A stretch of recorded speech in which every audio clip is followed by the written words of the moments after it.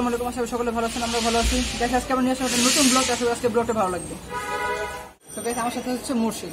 So hello guys, আসসালামু আলাইকুম, আমার নাম মুর্শিদ। আমরা আজকে একটি নতুন ইন্টারেস্টিং ব্লগ নিয়ে আসছি, আপনারা দেখতে থাকুন। সো গাইস আজকে হচ্ছে আমরা যে ব্লগটা করি সেটা হচ্ছে একটা বাড়ি দেখানোর জন্য গাইস। তো এখানে আজকে সমস্যা হচ্ছে গাইস, সেটা হচ্ছে যে এখানে একটা মহিলা আছে, পাগল মহিলা। তো তার জন্য গাইস আমরা এটা দেখাতে পারতেছি না, তো জানি না কতটুকু দেখাতে পারবো, বাট তুমি দেখো গাইস। আসছিলাম ভালোভাবে করার জন্য, বাট এখানে একটা পাগল মহিলা অনেক চিলি করছি, যেগুলো আমরা করতে পারছি। তো গাইস চলো। তো গাইস আমরা চাচ্ছিলাম গাইস তোমাদেরকে ভালো মতো বাড়িটা দেখানোর জন্য, কিন্তু গাইস আমরা পারতেছি না, কারণ এখানে একটা পাগল একটা মহিলা আছে গাইস। তোমরা দেখো গাইস, কিসের বাড়িটা দেখো গাইস। এই যে গাইস দেখো বাড়িটা গাইস, আমরা সামনে যেতে পারছি কারণ কি গাইস সামনে একটা পাগল আছে গাইস। এই যে গাইস বড় একটা বাড়ি।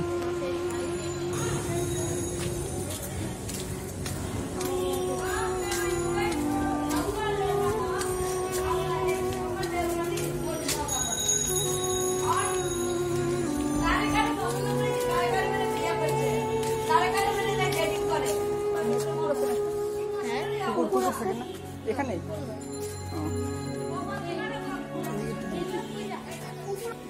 সো গাইস তুমি তো গাইস দেখতে পারলা যে গাইস আমরা কিভাবে গাইস ভিডিও করছি। আমরা কিন্তু ফোন কিন্তু সরাসরি গাইস নিতে পারি না, কিন্তু একেবারে পুরো পাগল।